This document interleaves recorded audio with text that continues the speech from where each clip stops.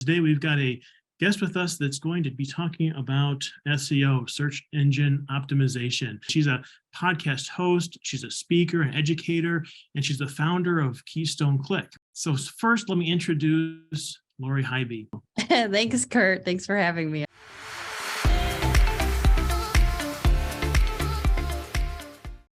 Hi, and welcome back to another episode of 3 for 3. I'm Kurt Clyden, your host for the show. And today we've got a guest with us that's going to be talking about SEO, search engine optimization, and particularly where it is headed this year. So it's a topic that, it's something that has grown and evolved so much since the evolution and the creation of the internet, and since we've used it as marketers. It starts in I think a very native kind of sense, and now as we integrate almost any element in marketing, I think there's an overlap with how does that impact your search marketing, whether it's organic or whether it's part of your general strategy. There's just so many arms to SEO these days. Lori is a podcast host, a speaker, an educator, and founder of Keystone Click, which is a strategic digital marketing agency. Using her vast multi-industry knowledge gained from experience and education, she has the ability to see the potential of greatness within the already established good of a business. Through strategic, actionable moves, she has worked with Fortune 500 companies such as ABB and Syngenta to micro business owners to achieve their marketing goals.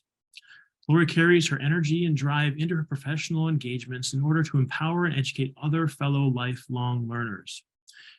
When she's not guiding clients or teaching agency account executives how to reach professional excellence, she can be found playing hockey, brewing beer with her husband, Andy, or going on ridiculously long bike rides just to see if she can. We're going to talk a little bit about brewing beer before we're done here.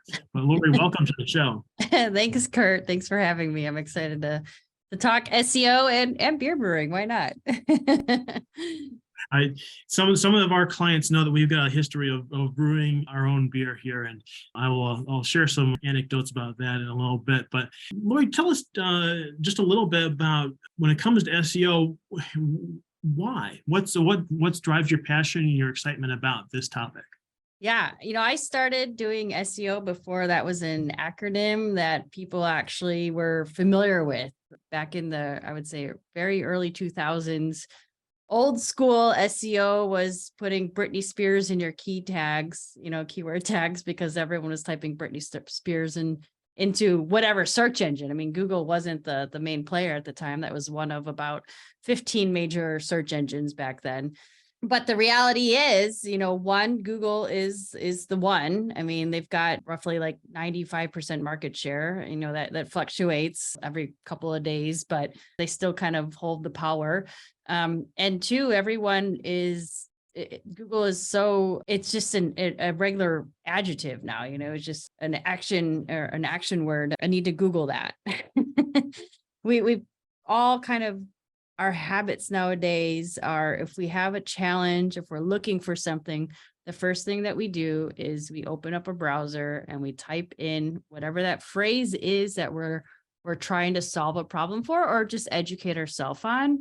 And that's what search engine optimization is making sure that you're the one that shows up if you are indeed the best solution for whatever that challenge is that someone's searching. And the extensions in which search engine searches can take has just, I think, has gone in so many fascinating directions. At times we've talked about voice and searching, right? Mm-hmm. Of course, it all starts with text, and then you think about all the different medias out there, whether there's pictures or videos, and how that impacts your search, and it continues to grow, and that's really where we want to hear from you on this podcast today, and a little bit about where is it now, if there's trends that you see, and so our listeners can have a sense for how they should be paying attention to it and maybe adjusting their strategies. So what's coming up this year in SEO, and what's important for people to focus on? Yeah, what's really interesting, and we're probably getting a little bit ahead of the game right now, but hot topic is artificial intelligence. I mean, Chat GPT has been kind of in the headlines fairly consistently the last few weeks now. And there's a lot of questions about, what's going to change in the SEO space. Is this content still going to be of value versus someone that's a human that's creating the content? But I think that's actually what's more important is the quality of the information that's being provided. And Google's mission is ultimately to be providing the absolute best resource and solution to its user base. So if you have a challenge or a pain of some sort, do you really care if the answer that is provided was created by AI or created by an actual human? Likely not. You care that, was this able to help me solve the problem that I have? So what AI is doing is helping people.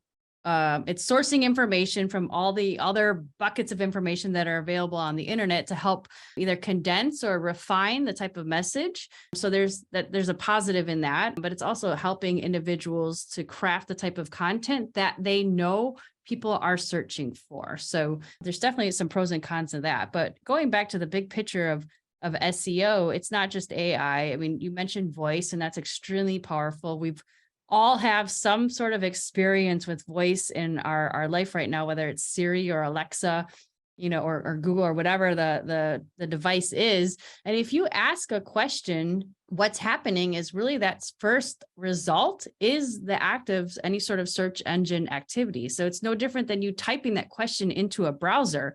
The difference is when you're asking Alexa for a question, it's not giving you a whole long list of potential links that you can click on. It's giving you one specific answer and one option, unless you're asking, okay, is there another option or another resource that's available?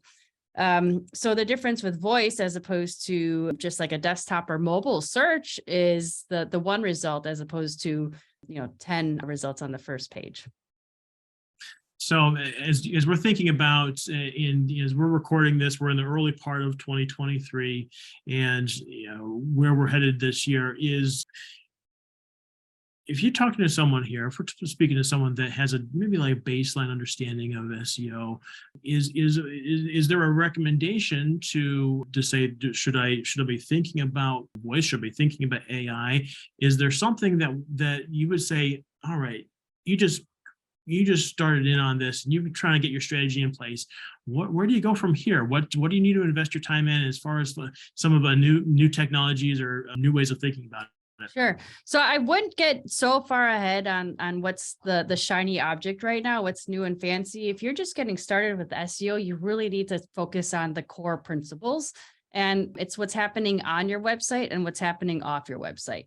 First and foremost, your website needs to be set up technically sound, meaning that it's going to load at a very quick rate, because if Google finds that it takes a long time for your site information to load, it's going to devalue the quality of your site, because they don't want to push a site to the top of their search engines that is not easily providing the answer to whatever that query is. So from a technical standpoint, it needs to be strong. It needs to be easy for not only the site visitor to navigate, but also Google search engines to kind of crawl and capture all of the vital information that you have available on your website. And one thing that I know, this is somewhat of a back and forth argument, is, some sites are just this one long mega page. I'm more of a fan of having dedicated pages to very specific pieces of content, because in my opinion, one long page with lots of different information is actually confusing to Google. Where if you have one page focused on one answer to one specific query, it's going to make it a lot easier for Google to go, oh, wow, yes, this page right here is answering this query. Therefore, we're going to put it higher in our search results. Well, I can go on this topic and a lot of tangents. I'm just realizing. So technically sound, you have to make sure you're providing high value information and not just generic information. And when a lot of people ask me, like, what does that mean? What is high value information? Well, a really good, easy way to start is think about what are the frequently asked questions that you're getting. What are the questions that people ask you while you're in the sales process, even after that sale has closed, or even someone you're meeting for the first time and they want to understand what you do for a living?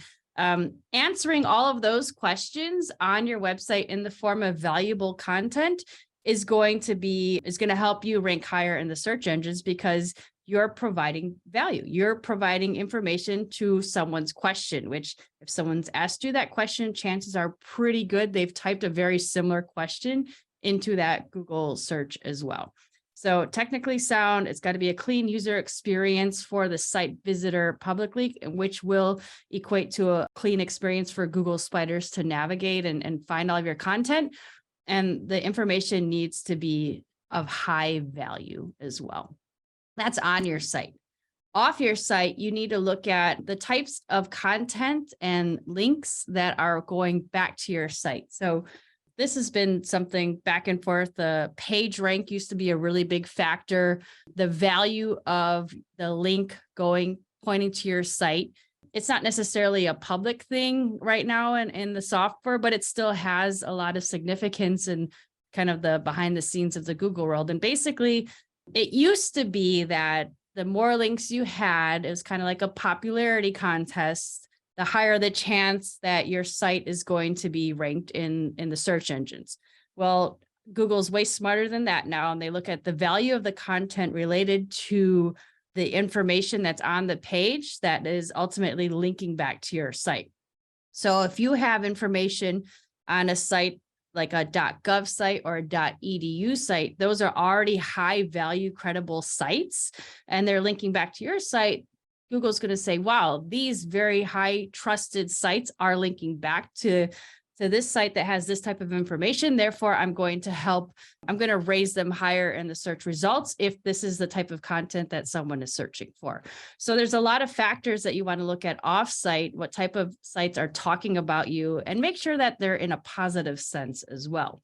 Link farming used to be a really big thing that people do, big directories. Those aren't necessarily considered high value, and they could potentially be considered, I would say, like black hat SEO is the phrase where it's not a positive thing, and you could lose a lot of credibility in Google's eyes by doing some of those tactics. So you really want to be strategic about the type of content that you have linking and sites that are advocating for you. And at the same time, Google's going to look at the content on your site and say, are you being a resource and providing outward links to valuable resources as well? And that is a factor of something that they take into consideration when it looks at, is this a good resource that I should position high in the search engine results? So a lot to unpack there. And one of the things that always kind of gets me when I talk about SEO is how quickly you can get into the technical weeds of, because it is such, when you're thinking about strategy for SEO, it really, I think, is like speaking a different language at times. Yeah. I don't know. Do you think? And we're talking broadly right now. I mean, there's so narrow things to really focus on too. So, but I want to latch on a couple of things that you said. Sure. And one of them is, so everyone's got a website for their business right now, right? Hopefully you do, and if not, that's a whole different conversation. Mm-hmm. But so you've got something that existed, whether it was created last year, whether it was created 10 years ago. And so one of the first things that you said here was that you need to make sure that it's technically sound. Now, I think we know if we go talk to one of our clients and say, hey, you know what, Bob, is your website technically sound? I would say probably 9 times out of 10, you'd get a shrug. Yeah, sure. People don't know, how can you gauge that? How do you know? Yep. How do you answer that kind of a question? Is there a test that you run through on a website? Absolutely. Yeah. I mean, so there's a lot of software that you can, purchase and we subscribe to some tools that will do some technical audits, and they're looking at a number of different things, a number of factors. I talked about like the load time, how fast it takes for information to load. You want to make sure that you have 0 broken links and images are properly loading. You want to make sure that the URL structure is actually clean. So using dashes versus underscores when you're naming things has an impact. You want to make sure that some of the behind the scenes components. So like an XML sitemap is the way that Google prefers to be notified of what pages exist on your site. And, as not tech savvy client, they would probably not even know how to check if there's an XML sitemap on their website or not, so some of those things are just in Google's eye, the size of your images can play a factor because that can slow down your load time.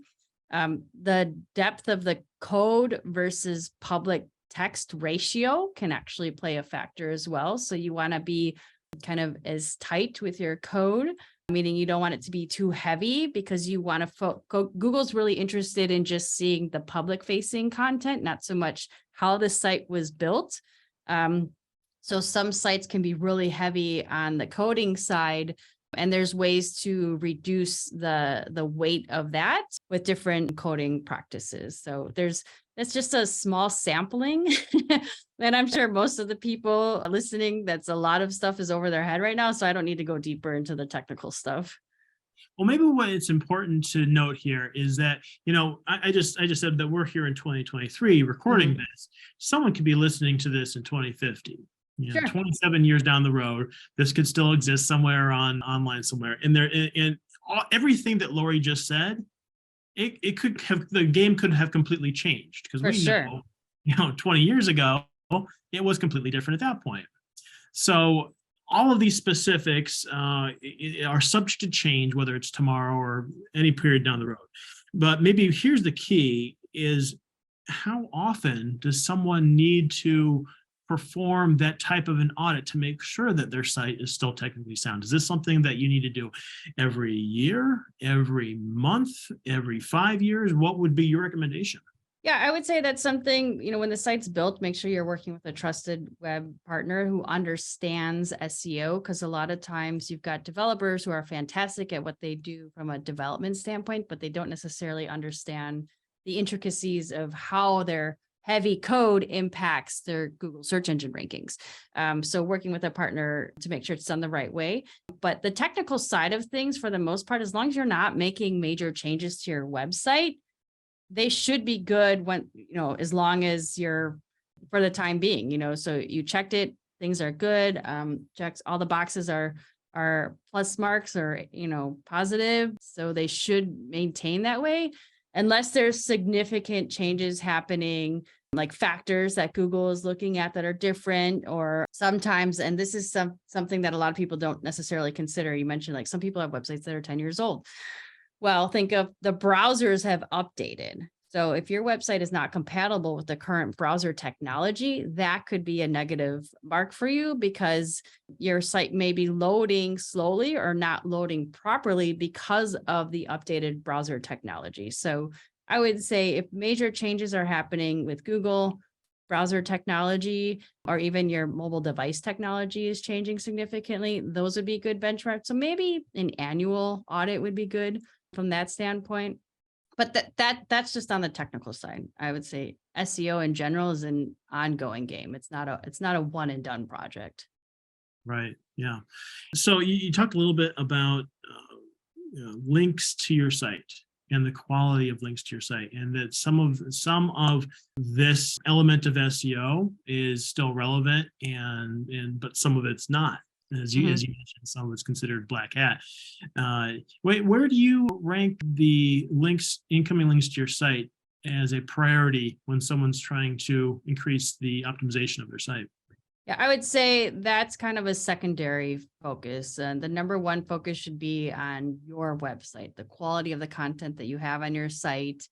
But then you should, if you have a good base, then that's when you take it to the next level and say, okay, how do we get people to come and be an advocate for our site? Because if you're not going to get people, high quality sources linking to your site, if they don't believe in the quality of the information that you're providing on your own site. So typically when we work with clients, we focus first on building up that quality content on their site.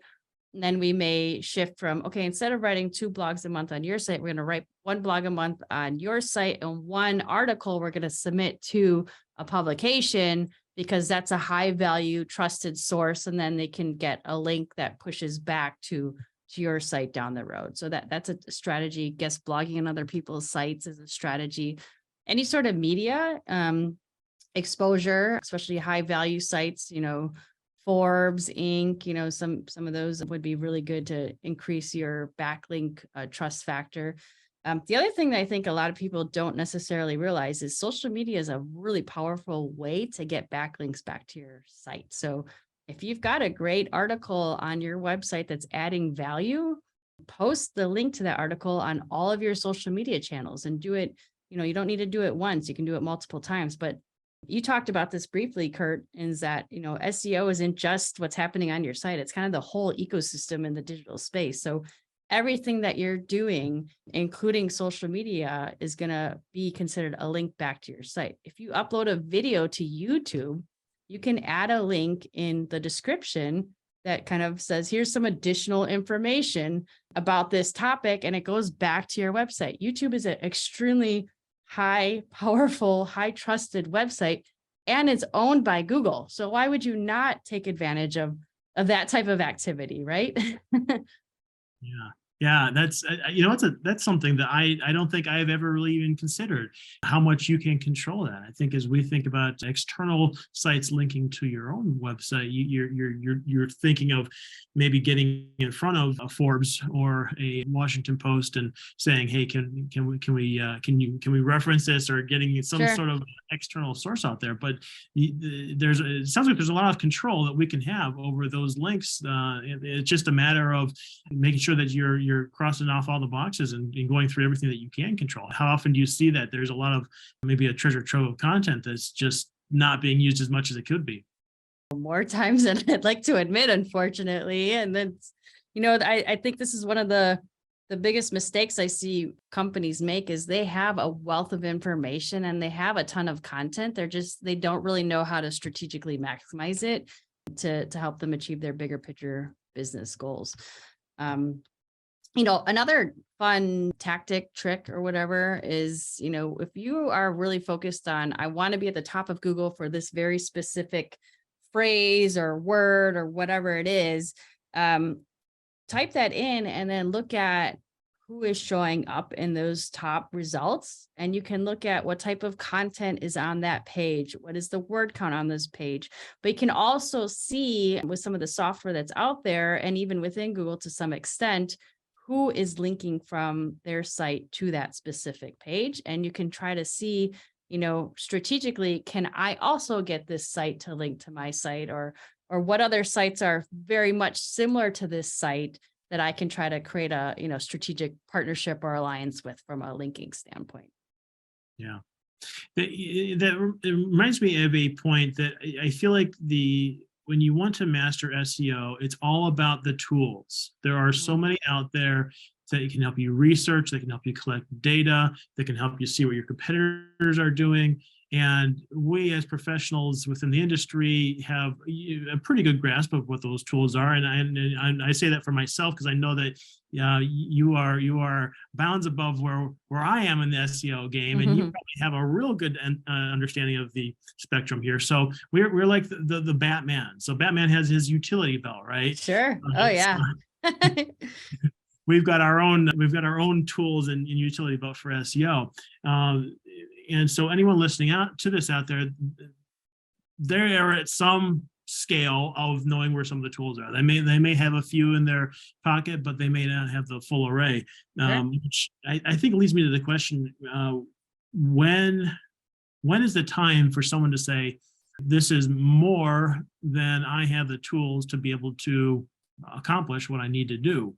How much can people do on their own, and at what point do you feel like is the right time to say, yeah, I need to talk to an expert that's got the full utility belt? Sure. That's a great question. And the reality is, and this is something I'm sure you have conversations with your clients about, as much as people want to try to do everything themselves, it's, at the end of the day, let the experts do what they're really good at. And that gives you more time to focus on your expertise so that the right people are coming to you to hire you for, the strength that you have.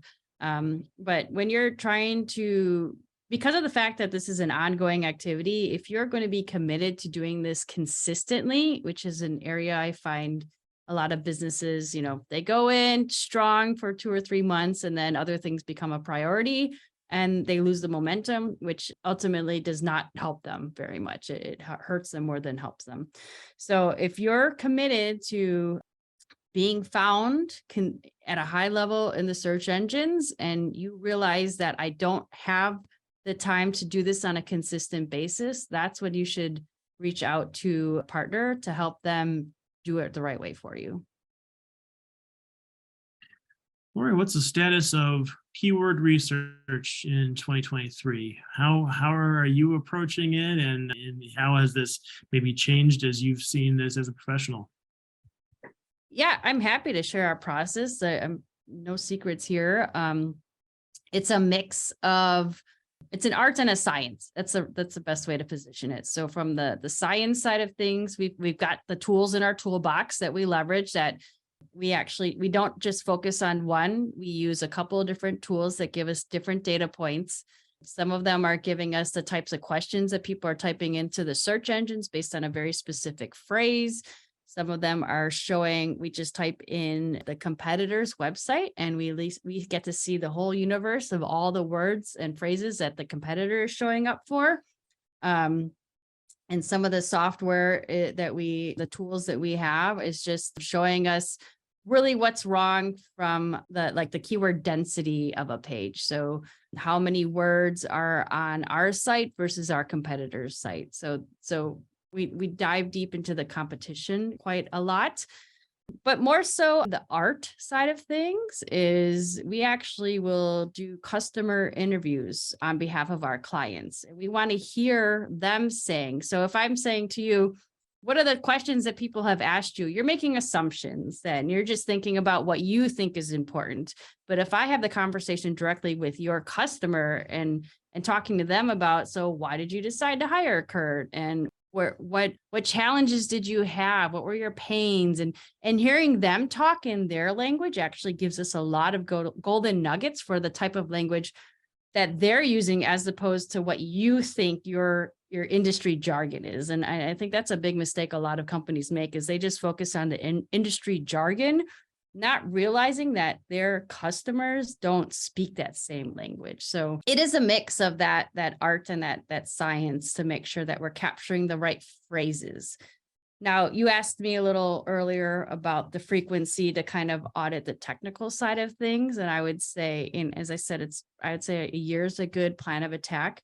Your keywords and the target phrases, I would look at more on a quarterly basis, because that changes. Industry jargon changes. The words and phrases that people use to talk about something changes, and that changes a lot faster than you probably realize. That's an interesting point there. And I suppose if you were keyword stuffing for Britney Spears, that's no longer as relevant today. Correct. Right? Not at all. All right. Not even a practice I recommend in general. Gosh, and there's so many different doors that open with that kind of a thought process. I mean, how do you know? Is someone that you thought this was relevant, and maybe it was just it was 6 months ago that you wrote the article and you optimized that article with the right kind of keywords for that point, and you still think it maybe it's relevant. How do you know when something is no longer fitted with the right kind of keywords that are appropriate for that, for what's right now?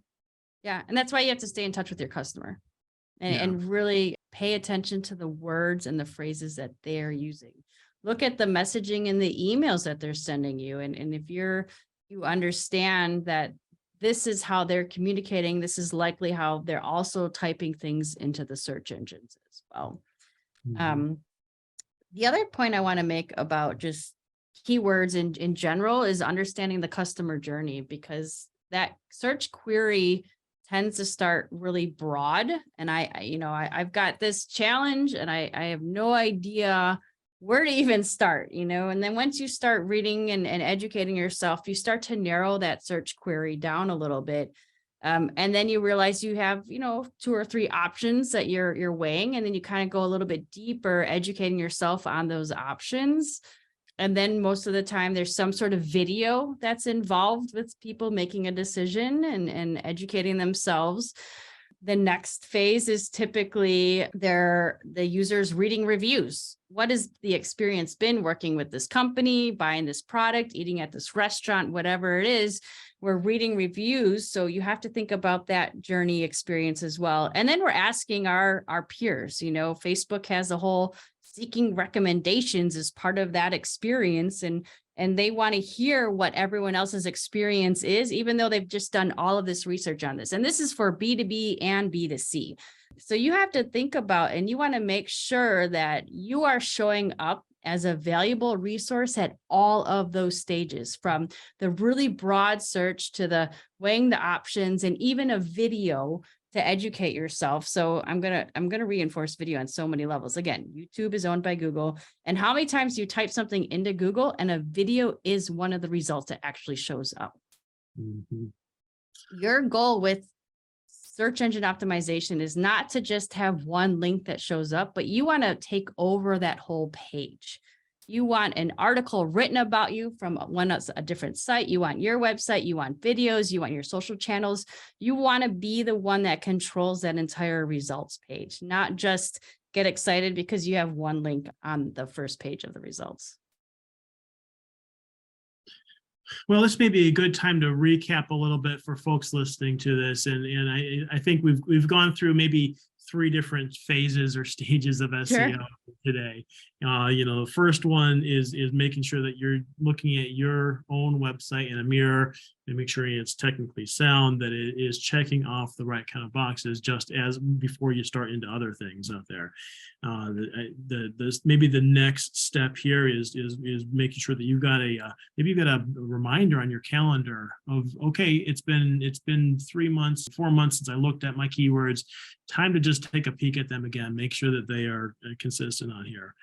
And then maybe the next phases of it is some of the additional content creation. If we think about blog articles as maybe the lowest hanging fruit for SEO, but then maybe video is going to be the next part to consider out there. So that, as Lori just said, so that you can get in searches on a variety of different visuals. The initial one would be your basic text return, but then you're going to see both images and videos in a search as well, making sure that you're on that phase as well. Along with, as you mentioned, as a secondary priority, getting your backlinks up in place there.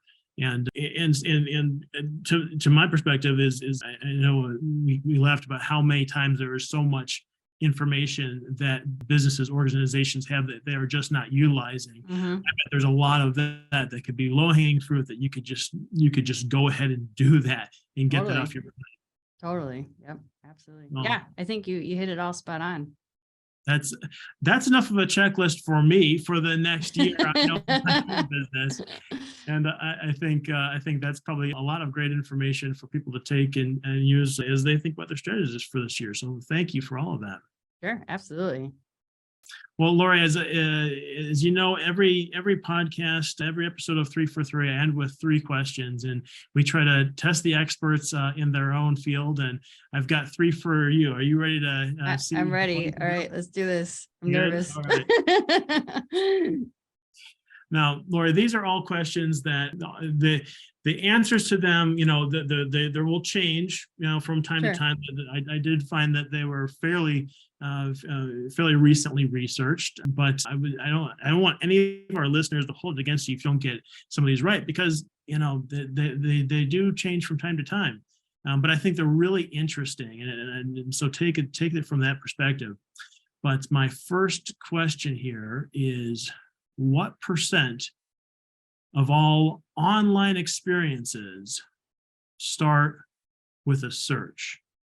What percent start with a search? All right, so the options on this one: A, 22%, B, 51%, C, 68%, or D, 89%. I'm going to go all in on 89%. 89%. Feel pretty good about that. Well, I'll tell you what, it was from what we saw here, the correct answer on this one was 68%. Oh, okay. I was juggling between those two. If you think about all the social media experiences, I could see that eating up a bunch of it, but okay, cool. pretty high percent. Yeah, for sure. So this one's a really interesting question here, and what it has to do with here is how many searches are phrased as a question. So it's Sure. what percent of search queries are phrased as a question. So it's what restaurants are open nearby me right now, Sure. that kind Yep. of a thing. So the choices for this one, we've got A is 8%, B at 20%, C at 40%, and D at 60%. Ooh, I'm struggling between C and D again on this one. I feel like it's right around there. I'm going to say C, 40%. So tell me, what do you, and I'd like to get your perspective on this one. How much of when you're talking to a client, do you talk about using a question? Does that come up? Oh, absolutely. I mean, I know it is pretty high. I'm debating if it's 40 or 60%. And even our own research, when I look at different, keywords and phrases that we find in our research, a lot of them are questions. But I think that root search tends to not be a question, and people rephrase it as a question. So that's why I'm leaning into the 40% more than 60%. Yeah. So really interesting as we think about this one and in what the correct answer is. Again, I think it's something that changes quite often. And I wonder about this one, because the answer that I got in this one was low, is 8%. Really? I Yeah. don't believe that. And that's fine. Yeah. No, I mean, our research, a lot of it is based on the questions. And maybe that's because the approach that we take is, for our strategy around SEO, I would say it's way higher than that. But I don't believe I it don't know. either. Yeah, I don't think it's 8%. I would say it's way higher than that. Yeah. Okay. Yeah. Well, anyway, that's why I thought these questions were interesting. And here's the Yeah, last one. they are. This should be on like an NPR show. I think it's just a fascinating kind of question. And that is, what percent of Google searches are completely original and have never been searched before? I mean, when I saw this question, I thought I'm seeing monkeys, the monkeys on a typewriter, like asking completely new questions. Like how often does that happen? So the options for this one is 0%, 15%, 45%, or 85%. Wide range here. Oh, that is a wide range. I know it's not zero. I remember about 20 years ago, there was a website dedicated to, like, they gamified it. Oh, I found a search phrase. It's never, that has like zero results, or basically, or has never been searched before. I'm going to say it's 15%. That's correct. All right. I got one right. Oh boy. The pressure's on. I'm all sweaty now. Well done. That is an interesting one. And yeah, I would love to see a site like that where it tells you, like, okay, a completely new original search that never happened. It just happened. It's almost like a birth of a new question in someone's mind. Sure. Yep. Yeah. We should have a little like celebration every time that happens. So yeah, 15% was the correct answer. Well, thanks for playing along, Lori, and thank you for being on the show today. Tell our listeners if they'd like to connect with you, but what's the best way? Yeah, absolutely. Well, first, thanks for having me on the show. This is great. I love talking SEO, and I know we went kind of wide versus deep, maybe deep in a couple areas, but happy to go any direction you want with that. KeystoneClick.com is our website, but you can connect with me on LinkedIn. I'm fairly active there. Just search for Lori Highby. You might find my mother-in-law. She has the same name as me, but I'm the one that actually posts stuff on there. So, all right. And you've got your own podcast as well. Tell us about that. Yeah, actually, I've got two, and I know we've got you lined up soon to get you on Social Capital, which is I interview professionals globally on the topic of networking. I'm going to be focusing a little bit more on the marketing space of that. And then the other one is called A Broadcast for Manufacturers, and we speak broadly about topics related to manufacturing. Fantastic. Well, I highly encourage listeners to tune in and connect with Lori, whatever way that may be, whether you're giving her a call and engaging with her, or check her podcast, connect on LinkedIn. A lot of different ways you can find Lori out there. But thank you for listening into the show today. I hope you gained a lot out of it. I know I did, and we'll see you next time.